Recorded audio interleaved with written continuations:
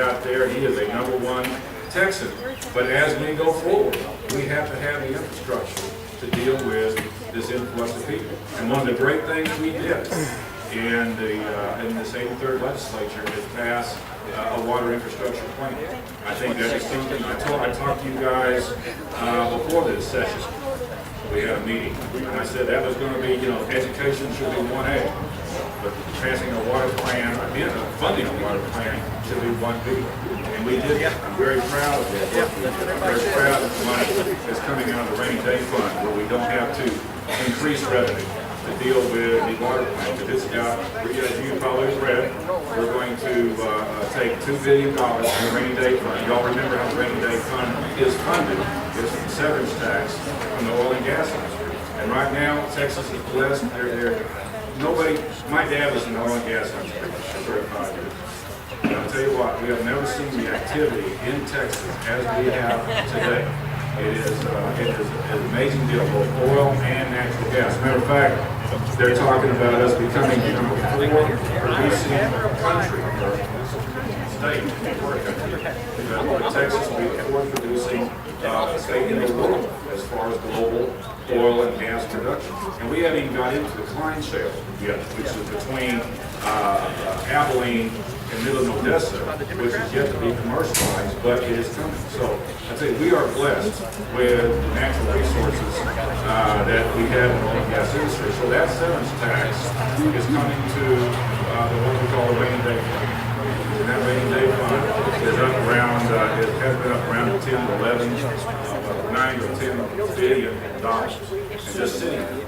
So what we decided to do, what leadership decided to do, was take $2 billion of that and invest it in water infrastructure, which will be a core deposit, which will be able to leverage almost $25 to $30 billion in infrastructure work, which we see around the state that we have to have. We have to have the same vision, as I said.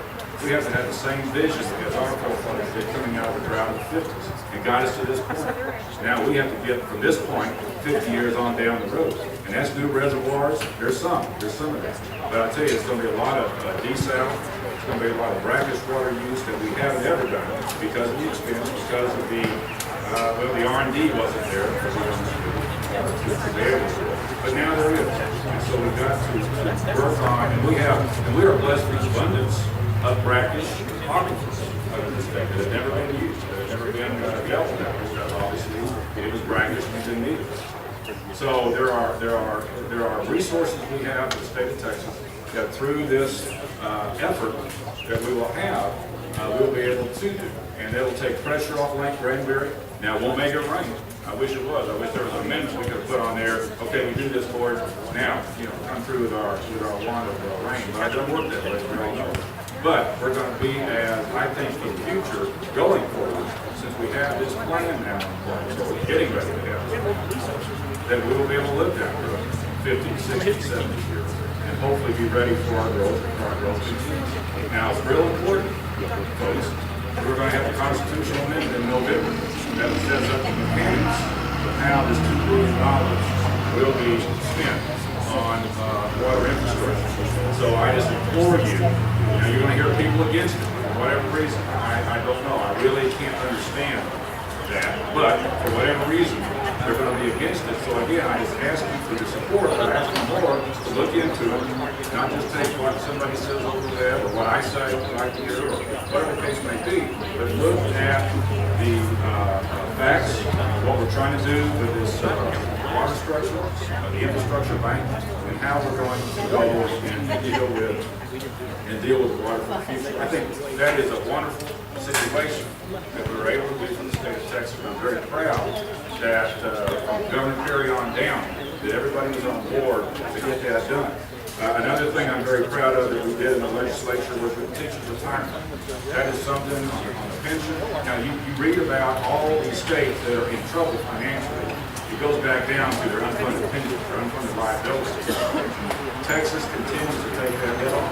As a matter of fact, with this last session, or this 83rd legislature, we're going to be able to fully fund the teachers' retirement and take a big swath of TRS care for Medicare. So, and hopefully actually have a cost of living finally for our teachers that haven't had one since 2004, and finally have a cost of living increase for our retired teachers. So that's another thing that, you know, we made that commitment, we made that promise, and I'm really pleased that we're able to come back and actually do that. You know, we're in special session right now.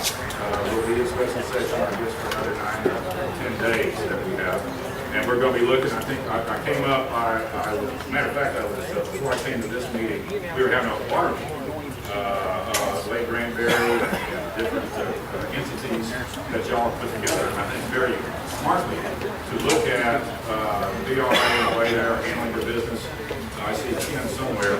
Ken has sort of got the group together as we're going forward and to work with Brian and myself and even with Mike on some issues, some federal issues. But I think remembering, I think y'all have come a long way as far as working with the VRA or working with the state issues, is knowing and understanding you're a system, you're part of the system, that it is an issue for all the water authorities throughout the state.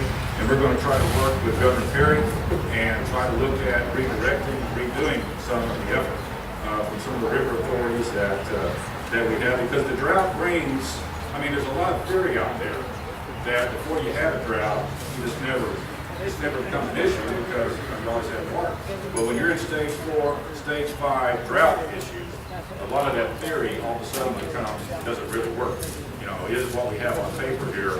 The city, you know, what the city's always had on paper for drought, but the county or whatever the case may be, doesn't really work. So we're having to go back and relook at all the plans for conservation and our future on that.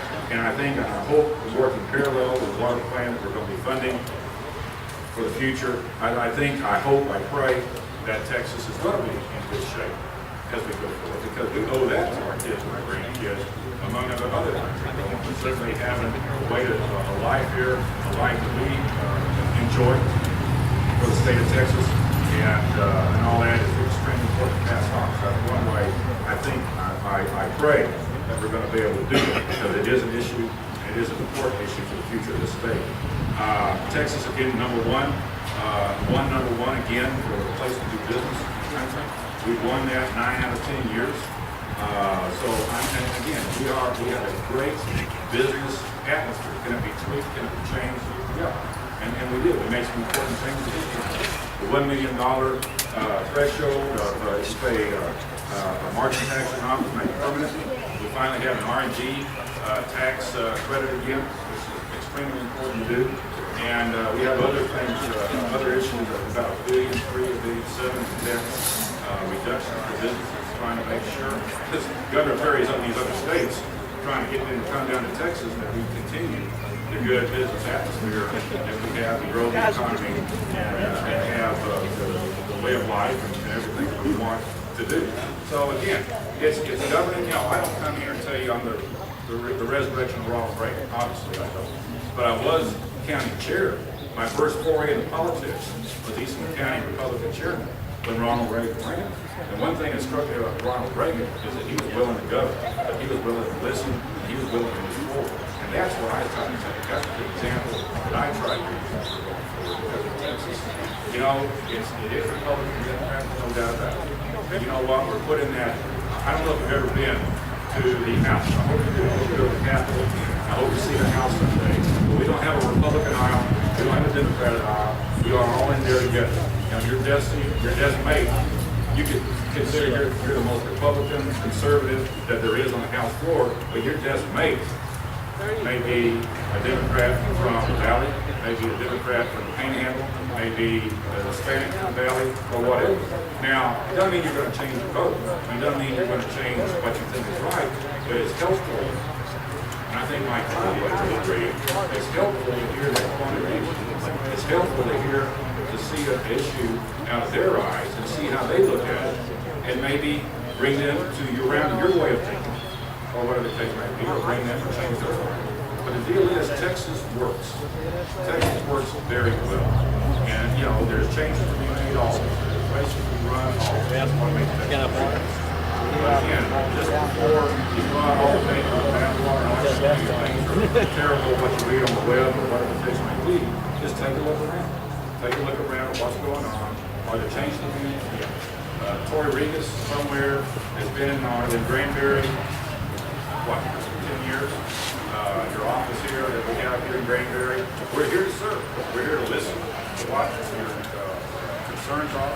We're here to listen to what you would like to see done in Austin, or anything that I have heard you control over.